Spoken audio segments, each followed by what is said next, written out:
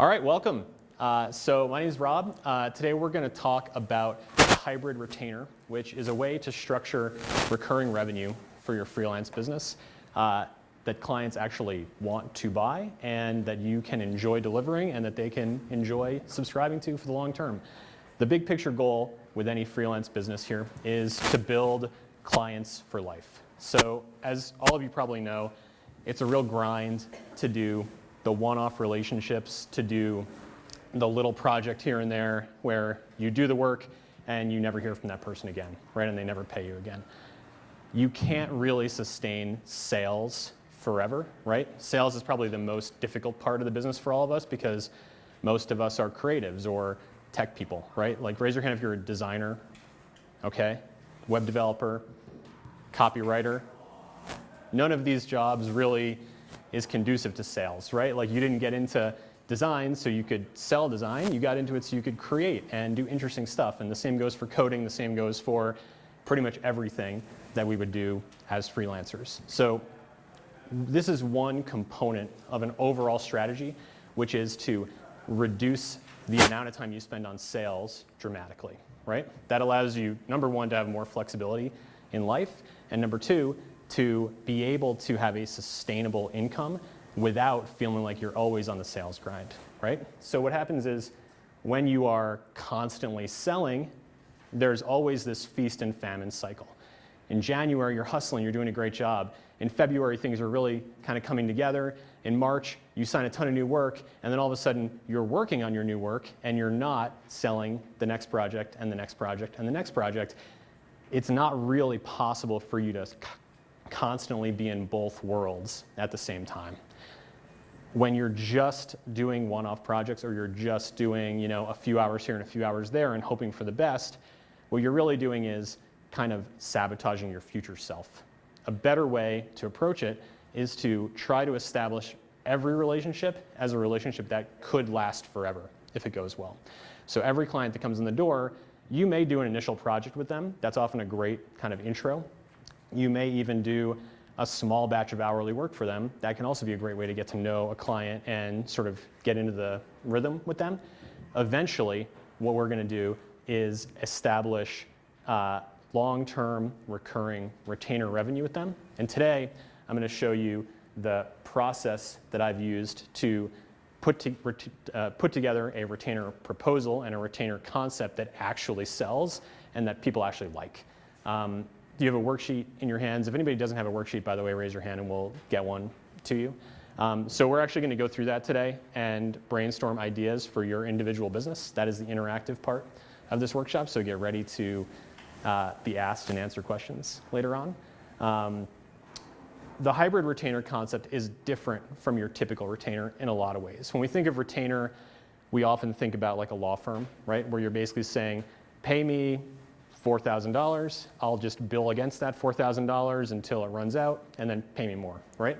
That's something that can work in some business models, but usually has a lot of drawbacks both for the client and for the freelancer in terms of the type of businesses that we run. So when we talk about a hybrid retainer, what we're going to do is actually combine a few different elements, so you're not doing any one thing. You're not just selling hours, you're not just selling a project fee, you're actually putting it all together to create something that is a completely different product that you can sell to your clients that also has that recurring revenue underneath it. So the first, before I dive into the details, I want to mention a couple things. So basically the big picture here is we as freelancers love the flexibility, right? We love the fact that we get to kind of do our own creative work. But there's always this question of like, should I go get a real job with a salary, right? Especially in those down months when you're at like 0 or 500 or 1,000 and you were at 5 or 10,000 the previous month, right? That's pretty distressing and depressing at times. So the goal here is to build a freelance business that doesn't feel like a freelance business when you look at your cash flow over the course of the year. It's to build a business that you own and you operate, but that in many ways simulates a salary job. So this is where the recurring revenue and the retainer stuff comes in and where it really starts to transform over time. This is kind of a big picture trajectory for you to think about. Notice that I have like multiple years across the bottom here.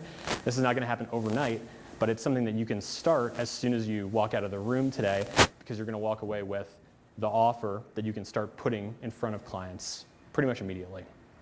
What happens is you're going to start out with maybe a handful of retainers per year, but most of your work is going to be on a project by project basis. The next year, most of those retainers are going to stick around. The next year, the same is going to happen. And eventually, you reach kind of this crossover point where you actually have more retainers booked for next year than you did in total income a few years ago. So the key here is it's almost not worth it to work with clients who are just going to pay you once and then never engage with you again. It's actually far better for you to seek the type of clients and propose the types of projects that can turn into long-term engagements, because that's how you build this kind of chart and this kind of, you want to see that shape basically in terms of revenue over the years. So this is one component of that, but it's a big one. It's something that I experimented and failed with for like 5 years. You know, there were a lot of times where I would say, hey, I'm going to kind of pop this retainer at the end of my proposal and see if anybody goes for it, or I would give it a new name, or I would give it like a slightly different twist, and it never really worked. And there were a couple big mindset shifts that really helped me kind of hit with this retainer model. And as soon as I made these shifts, people started to buy pretty much immediately. Like I noticed people who would have previously said no were like, yeah, actually this totally makes sense. Like they could see the value in it, right? So we talked about the fact that the law firm retainer concept kind of corrupts the word retainer in a lot of ways. We'll talk a little bit later about how you can describe this to your clients. I actually don't call it a retainer. I call it an assurance plan, right? So when you think about that reframe, how can you be assured that your website is going to be rock solid for years to come? How can you be assured that you're going to have every campaign designed on time, every article written on time, every email sent out at the right moment and written well? These are things that your client wants to buy if you can frame them appropriately. And notice that that framing is very client-centric, right? A retainer is freelancer-centric because I want to make sure that I don't make $0 next month, whereas the assurance concept kind of works in the other direction and says, here's what I'm giving you. In exchange, you're committing, more or less, to work with me for the long term. We'll talk about the price in a little bit. We'll talk about the kind of upsell nature of retainers and how that can be a very big negative in the client's mind, and how to present those. One of the things that we don't want to create here is the gym membership where they want to sell it to you so that you never show up, ideally, right? Not that I never go to the gym, but I'm probably on the very profitable side of gym memberships when it comes to the gym's income for me.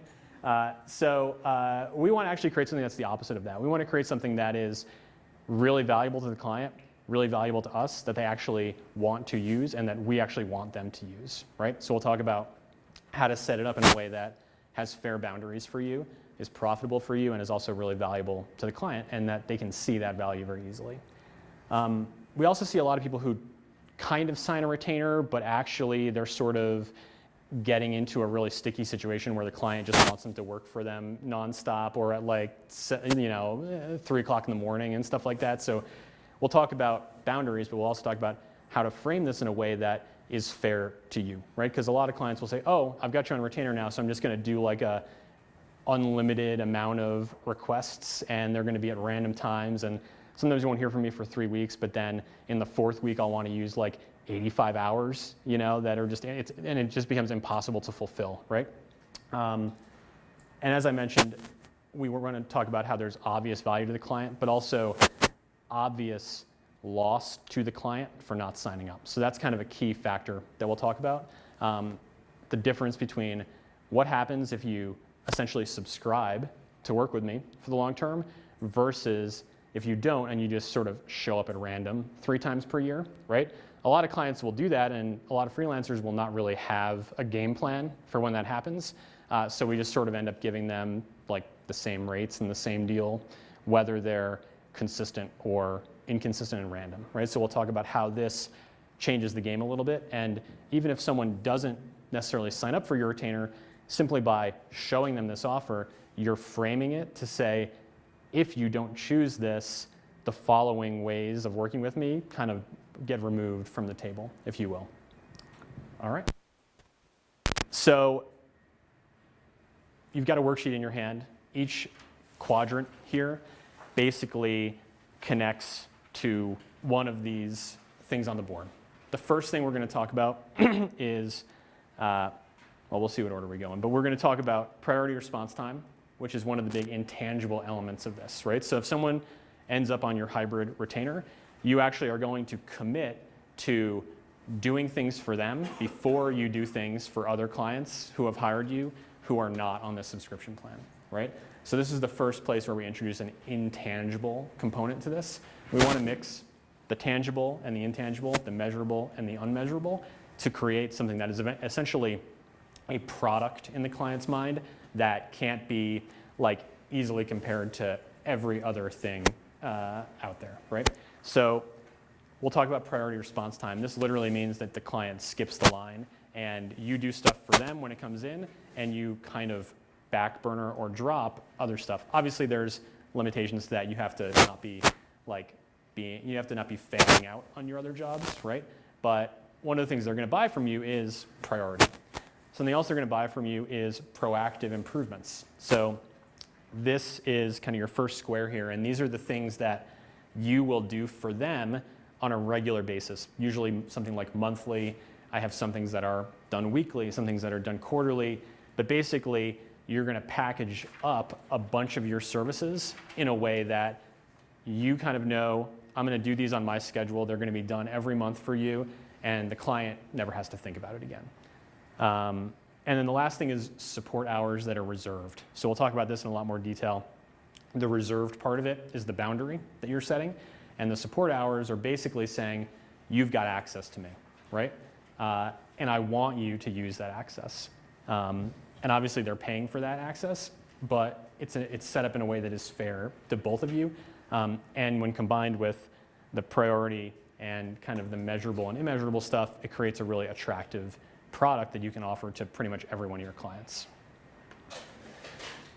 The key here is that when you are proposing really any project, but especially one of these, you really want to be selling the benefits and largely the intangible benefits. Like your client can pretty much go buy hours from anybody, right? There's a lot of coders who will sell coding hours. There's a lot of designers who will sell designing hours.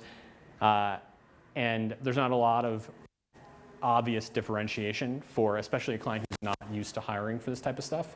But the way you can differentiate yourself is by saying, we are creating a plan or a partnership here that allows you to stop thinking about all these problems and just have them solved forever and not have to worry about it anymore, right? That's the comfort element. That's what I was talking about earlier with the assurance naming strategy, right? They get to skip the line.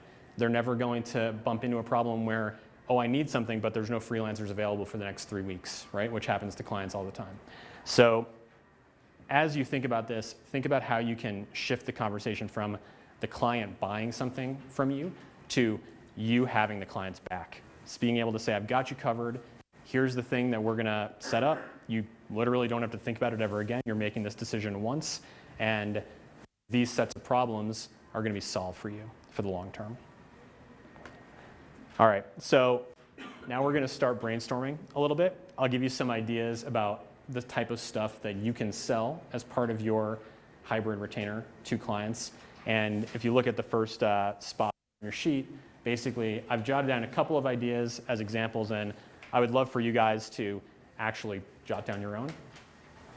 Like Google Analytics for those who totally don't get it. Google Analytics, maybe a monthly analysis and saying, here's what happened on your website last month, and here's what we could do to improve next month. That could be a 1-hour task that you do for them every month that gets rolled into this.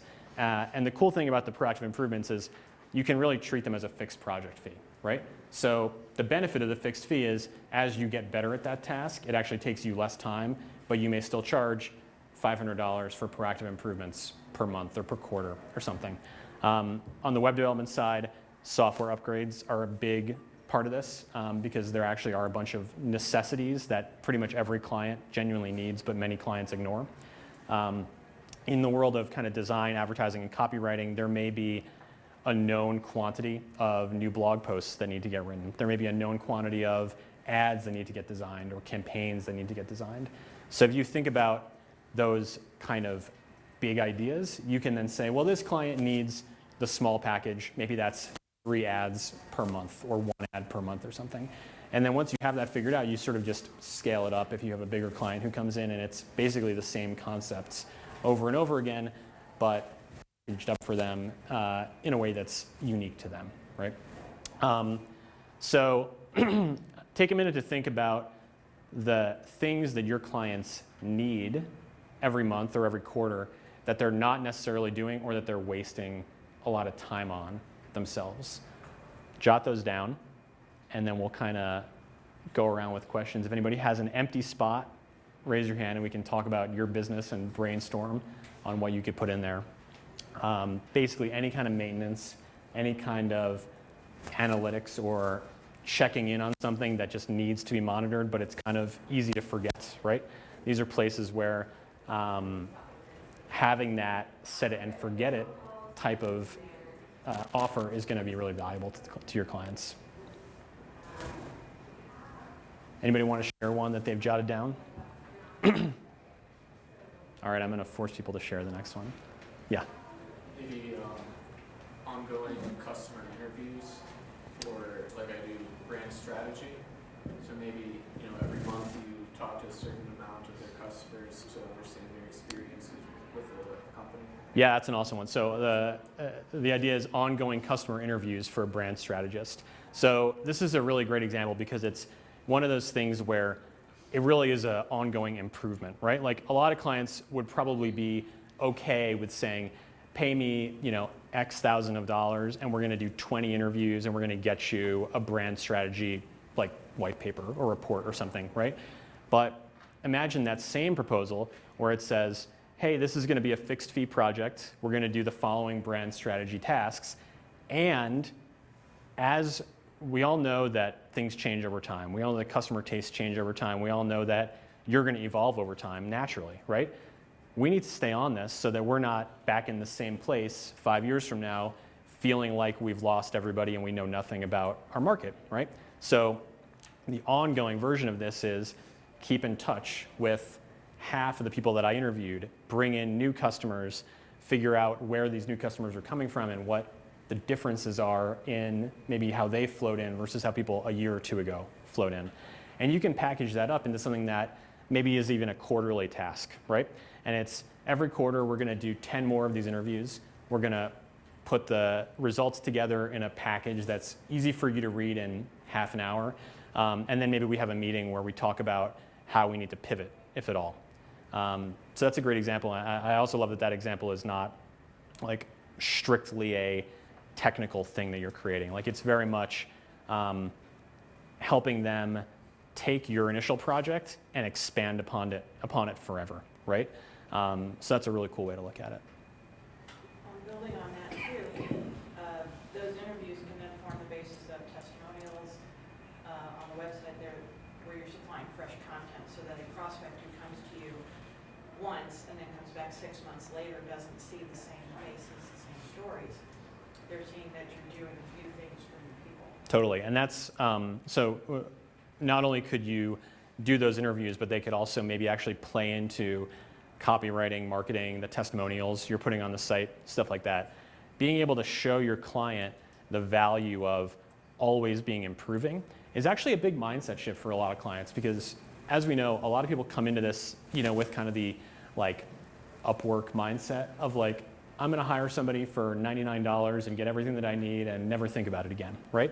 So obviously, the people who are on the very low end of that like spectrum and that mindset just may not be the right fit to work with you on this type of stuff, and it's okay. But you want to put the opportunity in front of your clients to say, not only can we do the thing you're asking for today, but that thing also opens you up to a lot more growth in the future, right? And even with something like design or development where it's not quite as marketing and strategy focused, there's still opportunities to say, we may do this project today, but we know you have like 5 or 10 expansion ideas for the future. Maybe you want to build this other like component of your website down the road. Maybe we can roll that into our retainer and do it over time. Maybe we can do kind of like you said, the analytics analysis where you say, is it really worth building X, Y, or Z, right? This way you not only are showing them how you can help them grow over time, you're also creating that client for life relationship and showing them that you can be in their corner for the long term and they can continue to get value from working with you for the long term. Any other proactive improvement ideas before we move on? So the next, yep. I was just going to say, maybe innovate some events, promotional events, and help to market those. Yeah, so this is kind of creating basically new promotion ideas or new event ideas for the client. You know, all of these kind of play into the same basic idea, right? Which is we can do something today and I've got like 100 more ideas for you that you can digest today. You actually don't even have to act on them for months, right? But over time, we can work together in ways that are just like continuously helping you grow. And I think, you know, the big thing is a lot of clients think, you know, well, I can do this myself, or I'm the business owner, I should be able to think of the event ideas, right? And then, you know, do all the organizing and execute them myself, right? Obviously, that's not true in reality, but it can be hard for especially small business owners to get out of that right away. So by offering them something that is simultaneously digestible, but also a long-term partnership, you're able to kind of become that person for them and show them over time how your ideas are helping them grow, how without you, they'd have to do all this stuff by themselves, right? And it makes you very valuable, and it makes them easy. It makes it easier for them to say yes, and most importantly, to be happy to get that invoice from you every few months, because they're like, yeah, like I can obviously remember that we accomplished this thing and this thing and this thing, and like there's no question about the value of this for me, right? Like that's where it's not the gym membership, where every time I get that bill, I'm like, is this really worth it? You know?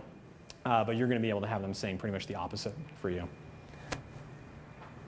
Okay, so the fixed tasks that happen each month or each quarter are a very tangible, measurable thing. What's a little bit less tangible is that you're going to be giving every one of your clients first priority if they get on the assurance plan or the hybrid retainer plan with you. Most of you have probably had clients come and say, I need this tomorrow, and you haven't heard from them in like 6 months or 9 months or something. And it's hard to say no to that if you haven't like framed it for them in a good way, because you obviously want the income, but you also want to like serve the clients who got in line appropriately, right? So for the people who want to skip the line, this is a great way to do that. And basically, you're not necessarily putting a price on this component of it. We're actually going to price this all together as one thing that they're subscribing to. But it's a really, really valuable intangible that they're going to be like, you know what, it would be really nice to be able to like not have to worry about giving too much notice for this stuff. Like most of these clients have probably worked with freelancers who were booked out for several weeks or several months even in some cases. So they know that frustration of having to wait for work to get done. And by giving them skip the line access, it's like, if I'm working on another project and you call me, I'm going to answer, right? If you email me and you need something by the end of the week and it's 2 hours of work, I'm going to set aside those 2 hours to do it for you immediately and like make everything else fit in to your schedule. So I worked with a lot of agencies as a web developer over the years, and this was really valuable to larger agencies like branding and marketing agencies, because they're often juggling a lot and trying to wear many hats and basically always struggling with scheduling. But it's important for small business owners too, if you're working directly with a company and the owner of the company, because everybody wants that comfort of being able to know that I've got somebody I can call who's going to get a good job done for me quickly, right? And as we'll talk about later, the kind of inverse of this or the opposite of this is if you don't get on this plan, everybody else that does is going to be ahead of you in line, right? So obviously you don't want to be too pushy with that, but it's a pretty strong incentive for a client who does want to work with you to engage with you in this way. And it basically makes it a win-win, right? You can say, you've reserved your spot with me. You're always going to be top priority. In exchange for that, you are committing to some sort of revenue for me for the long term, right? It's basically a fair trade, but it's actually not a trade that most freelancers even offer to the client. So most clients don't really think about it and wouldn't even know how much they wanted it unless you put it in front of them. Before we do the next one, actually, yeah, let's do the next one. So kind of mixed in with the priority concept is the reserve support hours concept. So we have our very measurable fixed tasks. We have our very intangible skip the line priority. And then we have another one that's sort of in between, which is we're going to give you an open batch of hours that we're going to reserve for you every quarter. So this could be as little as 3 hours per quarter. For some of my smaller clients, I do that. It could be 40 or 80 hours per quarter if you have a big project where you know they're going to need something like continuously for a year or something like that. And what you say is basically all of our communication and all of our work can get pulled out of this batch of hours that you're reserving. Now, the key here is that you're not saying, I'm charging you X per hour for my time. What you're saying is you are reserving this batch of my time. Let's say it's 10 hours per quarter. And no one else gets that except for you, right? Which means it's kind of like buying a ticket at a movie and you get a seat and no one else can sit in that seat except for you. Like it gets sold out eventually, right? So this is a very kind of nuanced shift versus the paying me by the hour thing, but it puts the client in a position where they can know that not only are you're pitching them the priority thing, but you're actually putting your money where your mouth is, sort of, and saying, you're actually buying this time from me in advance so that we can use it when you need it. It also allows you to schedule it appropriately so you're not getting the, oh, I need all 85 hours like in the last week, right? You're kind of framing it for your client in a way that, I mean, I guess that scenario could happen, but you're going to frame it for them in a way that you're going to keep it balanced. But also, like, if they need 10 hours from you in 1 week, that is something you can do for them because you've actually set aside the time and they've already basically paid you for that time. Yes? So is your proactive improvements, are those deducted from this honeypot of time? The question is, do proactive improvements get deducted? The way that I look at it is no. So proactive improvements are a fixed project fee every quarter. So you plan to do those? I plan to do those, and they're very much not client directed, right? So the difference is, you know, if I'm doing software upgrades or I'm doing the analytics reports, stuff like that, those are really freelancer directed, self-directed. So if I have extra time on like a Friday afternoon, I'll knock those out, right? They're not like on a fixed schedule. There's not necessarily a deadline beyond like once per month or once per quarter. So that allows you to have that fixed project there that's very flexible for you. So you can schedule it in whenever you want, while at the same, and basically charge a fixed fee for that, right? And at the same time, you have the open hours, which are very client directed, right? Or client, directed by the client, if that makes sense. So this is them coming to you and saying, oh, we really need this ad. What do you think about, you know, getting it done in the next 3 days? Sorry, we didn't give you a lot of notice about this. And you can say, actually, it's okay. Like, I totally, you know, don't need that. I don't need that much notice. I want to do this for you. You've already reserved the time, so let's go for it, right? And just to be able to say that to someone is so refreshing when most of the time either they're getting very low quality work fast or waiting a really long time for high quality work, right? That's usually the dynamic that most clients are in. So this allows you to basically be the best of both worlds for them, in that you're fast and you're high quality. As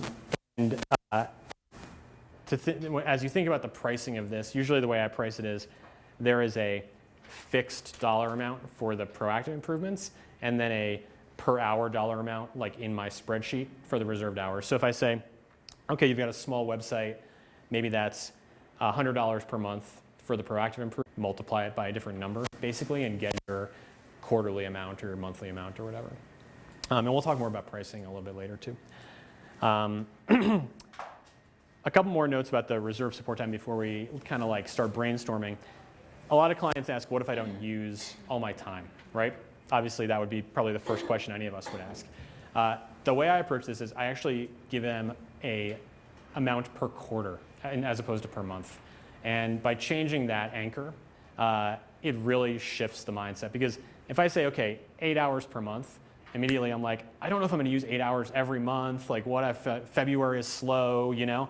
But if you say per quarter, they're like, well, I mean, it's 3 months. Of course, I'm going to use this 24 hours over the course of 3 months. Like, that just seems much easier and more digestible for people. And it gives them more flexibility too. So they're not having this feeling of like, am I running out of my subscription? Am I wasting, right?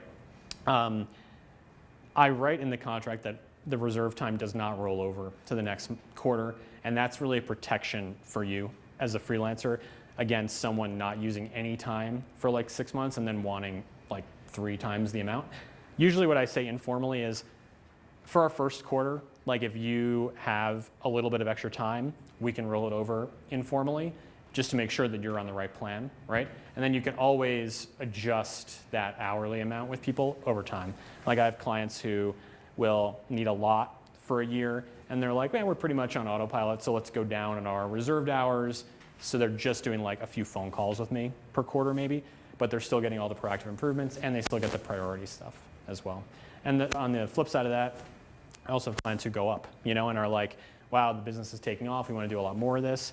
And then it's very easy to be like, well, we're already on a contract. Let's just increase our contract and, you know, keep going with it and I can keep helping you.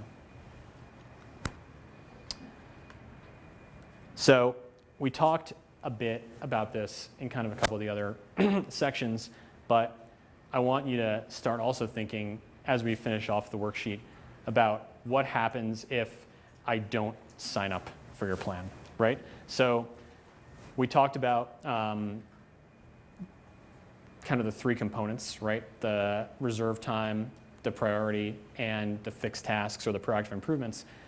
The key when you're selling this is also being able to basically like gently say, and there are a lot of other people who actually have bought this retainer. Obviously, don't say that until people have bought it, but eventually someone will buy this from you, and now your next client has a competitor for the priority of your time, right? Obviously, you don't want to frame it in an adversarial way, but you want to have a section in your proposal, and I'll give you the link to download my total proposal later too, where you're basically saying, this is optional, and if you don't do the retainer, it might take 2 or 3 weeks for me to get to your project when it's a busy time or I have another big project.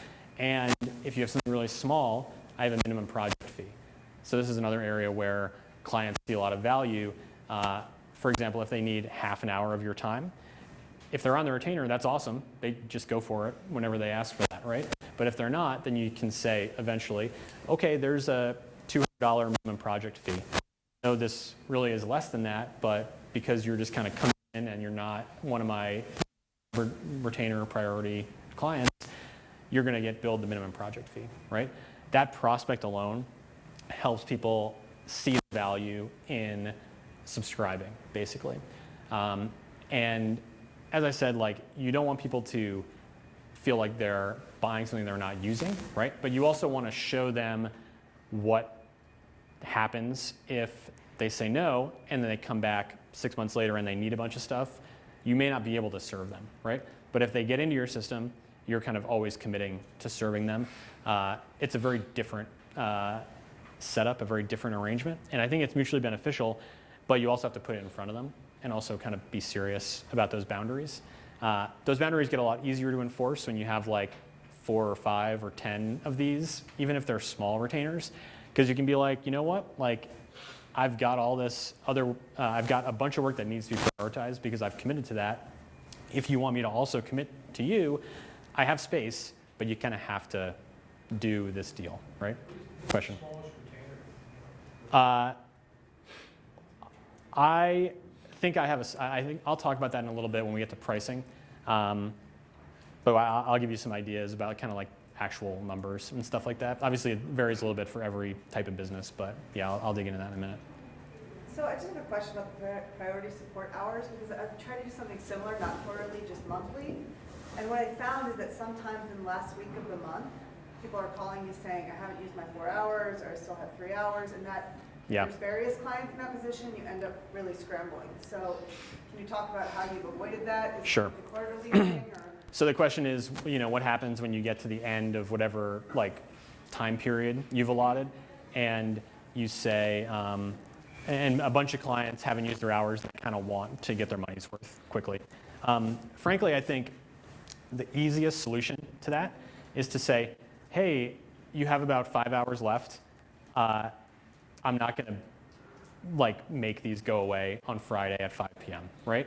It's actually, I think informally you can say, we are a little bit too jammed to do 10 hours of work this week, but we could get 10 hours of work done in the next 2.5 weeks. I'm not going to bill you extra for it. We'll just roll it over into next month, and it becomes no big deal at that point, right? So that's kind of the balance here, and that's the human connection element of working with any client, is you want to make sure that they're not feeling stressed out that they're going to get an extra bill from you that they don't want, right? Obviously within reason, right? If someone, and that's why we do have it in writing that I can say no to that request, but I would say most of the time it probably wouldn't be a deal to say yes, and we'll extend this time for 2 weeks or 4 weeks or something. And that allows you to still fulfill their needs. It doesn't really make a huge difference in your schedule to spread that out a little bit more. And it also, and the other component of it is you could also kind of check in with them periodically, or just plan on communicating with them about something every 2 weeks so you can at least get a feel for that. But I would say you want to put the most strict version of it in writing, but in practice there really are no rules where this time has to disappear at the end of a month or a quarter. So I would basically encourage you in that situation to be flexible as long as they're acting in good faith and they're not doing it over and over again or doing it in kind of a malicious way or a way that's not fair to you. And being able to basically say, we've got you covered. This week's a little busy, it's Thursday, so I can't necessarily do 10 hours of work before Friday at 5, right? But we can get it done in the next 2 weeks, and we'll just put it towards Q1 instead of Q2.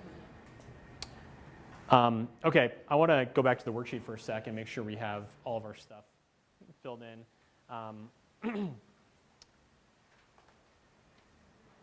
In the priority support square, I want you to think about the things that your clients come to you with that they need fast and they often didn't realize that they needed so quickly, the things that they panic about and they come to you with. Obviously, some of these things are sort of predictable, hey, I need an extra ad design, or hey, I need some extra work. We want to build a new page or new section of the website. That's kind of sort of predictable, but not always predictable in terms of when it's going to happen, right? So I want you to think about those things that your clients will come to you that are either small one-off jobs, right? We need a new page, and maybe it's 4 hours of work for you. We need a new ad, and it's 3 or 4 hours of work for you, stuff like that. And I also want you to think about what's urgent for them, right? What's happening in their head where they're oh, I actually need someone for this tomorrow, or my boss is going to be upset, or my client's going to be upset, or my customer's going to be upset. So when you think about those things, those are the areas that you can speak to when you pitch the priority support hours. Obviously, they can use it for anything. Technically, if they just want to call you to brainstorm about stuff, that's fine, right? But I think the stuff that's going to be salient for them when you're actually speaking to them about the idea of signing up for this is remember that time you needed that page built out and you got short notice from this other person and it totally wasn't your fault, but you were going to get burned if it didn't get done. These are the types of places where that priority reserve time really comes in handy, right? So if you guys want to brainstorm about that for a second and jot a few things down, I'll come back around and see if you guys have any specific ideas or past experiences. And then as you think about that, the other quadrant here is the what if I don't sign up stuff. So we talked about having a minimum project fee. That's a really powerful one. We talked about saying, there are times when I'm really busy. There are times when I literally am booked for 2 or 3 weeks, right? Even if you could squeeze it in theory, you can still say, hey, I'm booked pretty solid, and if another priority client comes in, I kind of need a little bit of space for them, right? So just being able to say, there are times when I'm not available, but if you're on this plan, I will make myself available and carve out that time for you because that's kind of what you're buying. That can be really, really valuable. The other component that you can talk about in the what if I don't sign up is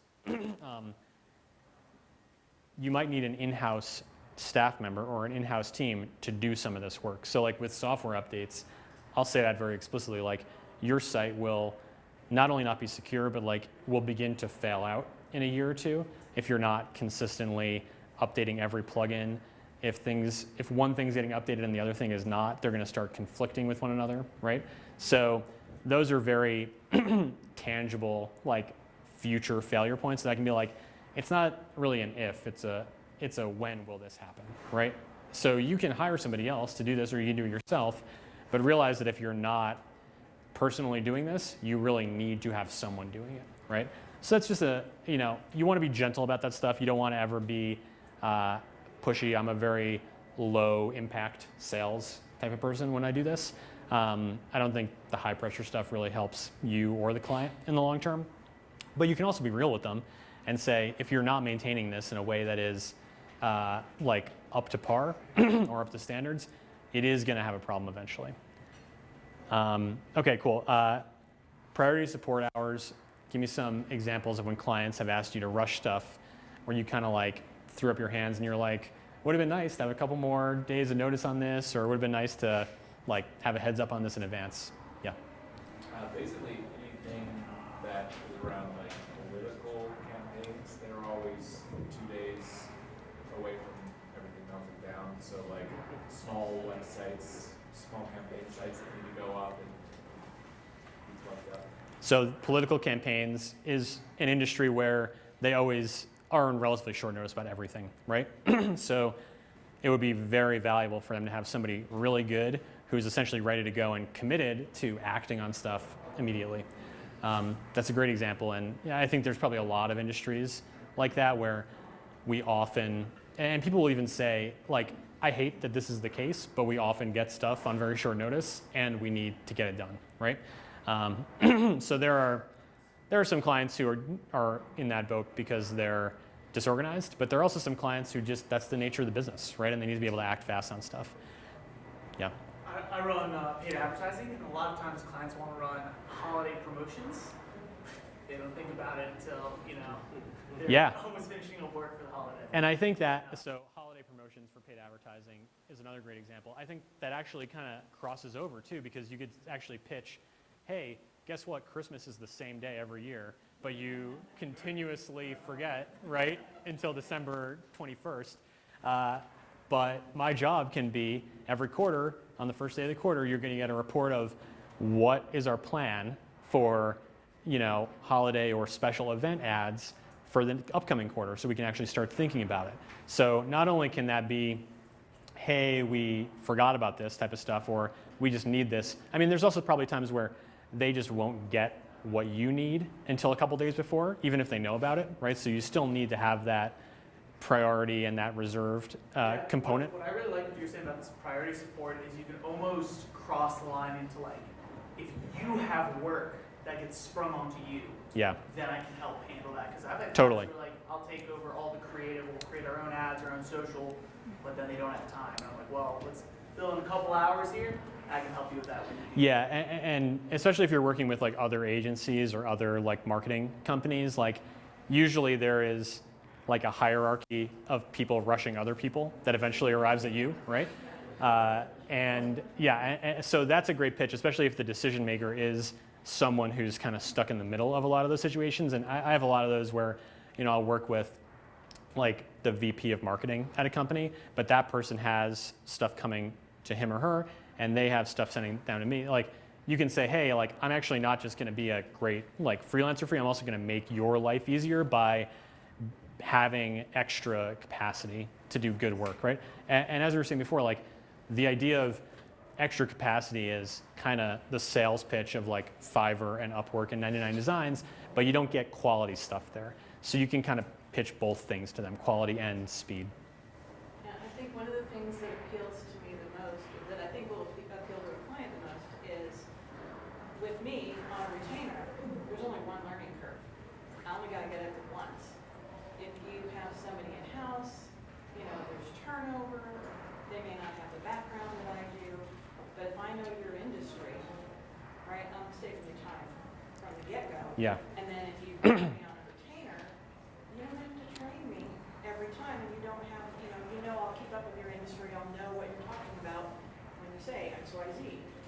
Yeah, so the concept here is basically it's actually beneficial to have one freelancer who sticks with you for a long time than to always have like the rotating intern do this, right?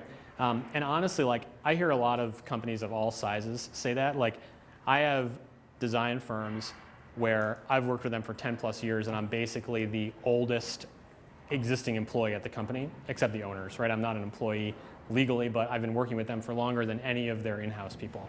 And that will become more and more true, obviously, over time, because you want to build these relationships for life, basically.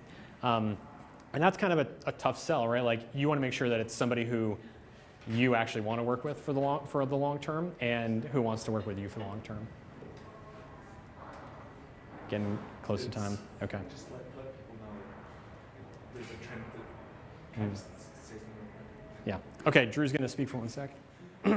Hey, technically the session is over, so just want to relay that, and if you need to get somewhere else for the next session, but we have 30 minutes, or about 20 minutes now, so enjoy yourself, and I think we can just keep rolling Cool. with this.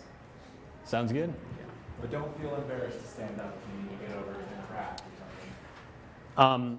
So just to finish off that point, it can be incredibly valuable to have a trusted advisor or a trusted consultant over the long term. And even though it is often theoretically cheaper to hire in-house or like have the intern do the software updates, right?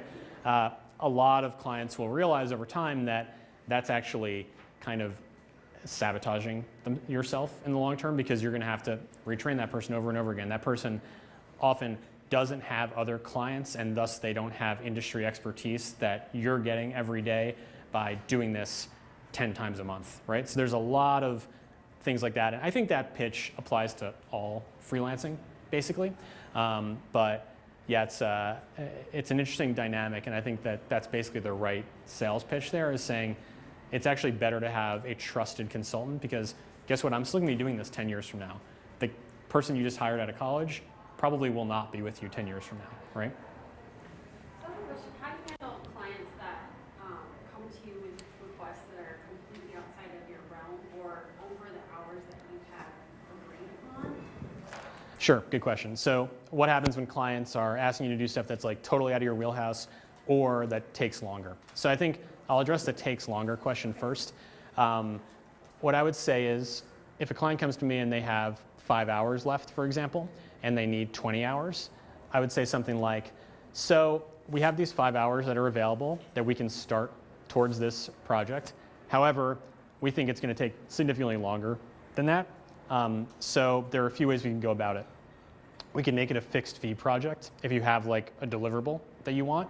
And then rather than being part of the retainer, I'll just charge you $1,000 to do this, right? And you can use your retainer time towards it or not. Sometimes I'll give people a credit. Like if I say, yeah, you've got like $200 left on your retainer, let's just subtract $200 from the project fee, right? So a lot of it is just being able to say, hold on a sec, this is something where it's going out of bounds, but there's other ways that we can work together on it, right? So if you go into it with the mindset of, this is not the only thing I'm going to do for you, this is just the baseline thing that I'm going to do for you, then you can kind of expand upon it.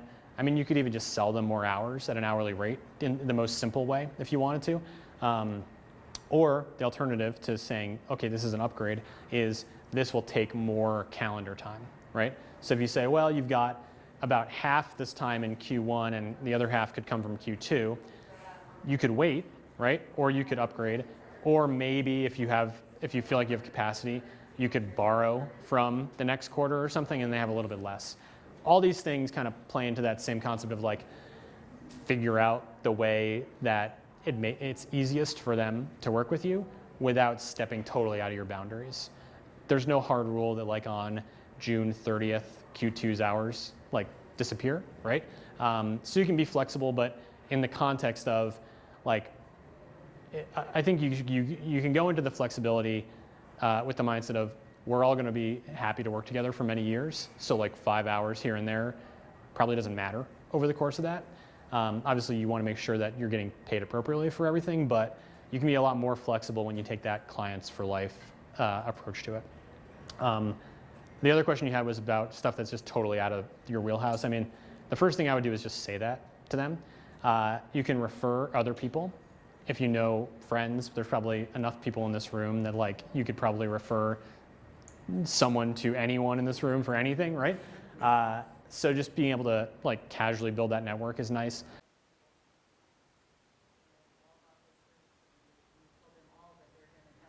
Sure. So the good news is when you have 10 clients, you're basically here, right? So you're able to do a lot more with expanding your business. Like if you're making that much money times 10 and it's a retainer, you probably have enough revenue to justify hiring someone for 5 or 10 hours a week to help you out with stuff. That kind of leads into another concept that I won't dig too deeply into today, but it's kind of the next level up from here, which is that retainers are good for you, right? But they also are the key component to hiring in the future. You can't hire someone good if you're only charging project fees, because you then have the 0 months and all of a sudden you're in the negative, right? The cool thing about being solo is you're never in the negative, basically. Like you could make 0, but you can't make like negative 3,000 most months, right? However, over the past 2 years, I've shifted my business from being solo to I now have a team of 4 to 5 at any given time who are working like 20 hours a week for my business. And I could never have done that without having that baseline of predictable revenue, because number one, I wouldn't know that I could have enough work for them. I wouldn't know if I could pay them. And they're not payroll employees, but I still want to keep somebody with me on a regular basis to, for the same reason that anyone would want to hire somebody consistently. Now that I've started hiring myself, I basically hire people on retainer because that's the way to get the highest quality consistently, et cetera, right? So in short, like it's kind of a good problem to have. I think when you get to a point where you want to book more than you could personally feasibly do in a month or a quarter, that's when you start to think about hiring someone new, right? You could raise your prices for future clients, stuff like that, right? To sort of somewhat naturally like cause your hourly yield to go up, right?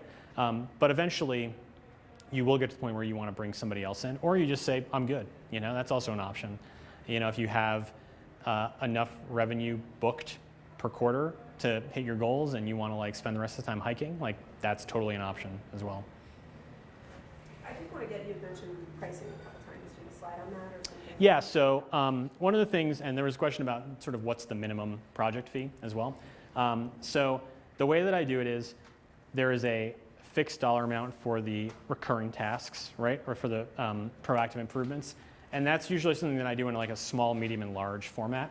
So in other words, it's either going to be $300, $600, or $900 per quarter, right? Depending on how big your website is and what you need exactly. So I'd encourage you guys to think with that small, medium, and large mindset when you're doing pricing, because it just makes life a lot easier. And you're not like, oh, this one's $325.49, and then this one is whatever, right? Clients don't really need granularity when it's a fixed project fee, and fewer options for you means it's a faster proposal for you to write and stuff like that. So that's component one, right? And I would say that should be roughly based on what you want to yield per hour, but ultimately the goal is to get faster and faster at that stuff. Some of that stuff like the reporting can eventually probably be automated or largely automated, but it's still valuable to the client. And then for the fixed tasks, I would say it's literally an hourly rate calculation times whatever you feel is a fair number. I'll usually give my larger clients a discount on that rate. Like if you're buying 3 hours per quarter, you're going to pay the highest possible rate. But if you're buying 50, you're going to pay a much lower hourly rate. Obviously, that number needs to be good enough for you that if they use them all, you're still feeling good and profitable. But there can be a bulk component to that. So the way it comes out is, for example, I have one that is kind of like the small package, and it includes maintenance and upgrades on a small WordPress website, and 3 hours per quarter, which is basically like a phone call every month or like a bug fix every month or two. And that's in like the $800 per quarter range. So that's something where they're paying a couple $100s a month for the assurance of me being there. There's not a ton of work that's booked out on that type of retainer, but they have that ongoing improvement stuff, and they also have the knowledge that I'm basically there for them whenever they need me or wherever there's an issue. Go ahead. Do you? I imagine that you can kind of take like you have like every Friday is the client save time, and if no client comes to you, you get like Friday off. Yeah, exactly. So it's kind of like office hours, right? Like you're booking this time in advance, you're getting paid for it, effectively, if not directly. And yeah, and what's cool about it is it really does allow you to be flexible on your scheduling a little bit more. And then also, if you have that time booked and you're like, okay, on Friday I'm doing upgrades to software, and then something urgent comes in, you're like, okay, I'll just push these upgrades back to the next day, and now I have this block of time for the urgent stuff, right? So it allows you to combine a lot of control and flexibility in your schedule with being able to address real client concerns very rapidly. So it's kind of, it's structured in a way that it gives you a lot of ownership and control. And just to go back to the pricing point for one last note, basically the idea is you can scale these up as much as you want, right? So I started out small. I would encourage you to start out small as well. But when the bigger client comes in and they're like, we really need like 20 hours a month from you, what would that look like? Or maybe you say, hey, you're asking for a lot of work. You kind of could really benefit from a 20-hour a month retainer. Now you have a formula for that and even a proposal for it, and you can put that in front of them right away. And one last important note is you want to actually do this for every single project that you pitch.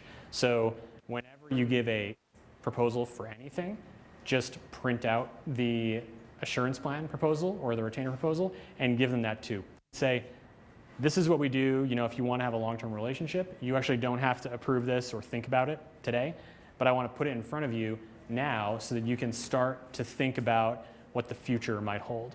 That not only kind of primes them for that conversation after your first successful project is done, but it also sets the expectation that this is the thing that happens next, and there's not the opportunity to randomly show up 6 months from now and need a ton of stuff, right? So by setting those, by giving them this, you're giving them an opportunity, but you're also setting a boundary at the same time. And a lot of people will ask, well, I gave my client, I did a great project, and then I showed up with a retainer proposal, and they were shocked and kind of offended by it. And the solution to that is you show them that first, right? Before they sign anything with you, you at least put something basic in front of them. Even if it's your generic small package and they really need a medium package, that sets the tone for them and allows you to set kind of the right boundaries and the right expectations up front.